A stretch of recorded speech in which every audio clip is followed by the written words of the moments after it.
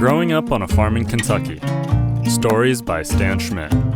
Episode 33, River Barge.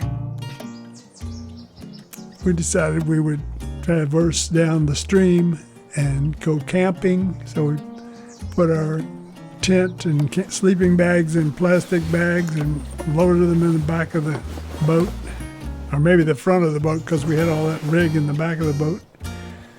And we were floating down that stream. I guess there was 3 or 4 boys with me. I think they were all younger than me. The ones that went with me are usually younger than me. My oldest brother usually led all the older kids around. Yeah, we took it out on the water, and we would camp under the bridges, because that was the only place there was any flat land, right on the sides of the bridges. And usually the banks were kind of steep. And we found a place to put our tent up, and we camped there. And one time I must have 4, 5, or 6 of us together camping under the bridge.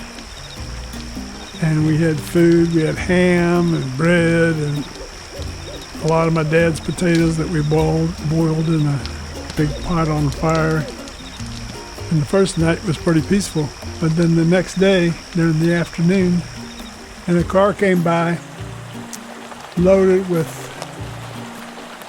boys and their girlfriends, and they were all older than us. They were all high school kids. And at first they just started swimming in the stream under the bridge.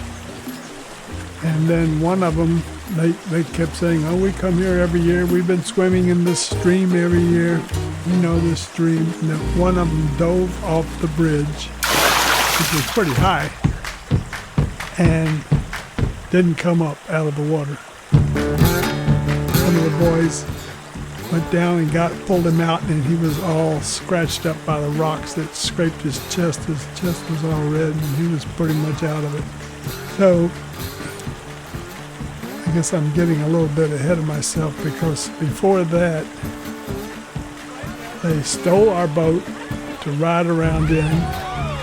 And then I saw one of them coming out of our tent with a lot of our food. And they were just misbehaving.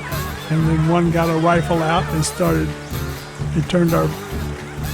was a barge, and they turned it upside down and started shooting holes in the bottom of it with a rifle.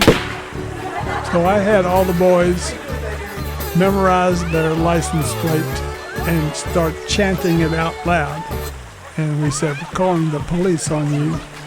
And after this boy scratched himself all up on the rocks and knocked himself out cold, they decided to leave, and it was over with. Thank goodness. Because we were starting to get scared, but we wouldn't admit it.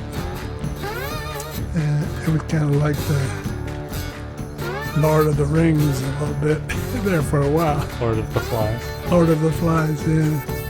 That story. And then later on that night, one of the boys' dad came by, and we told him the story.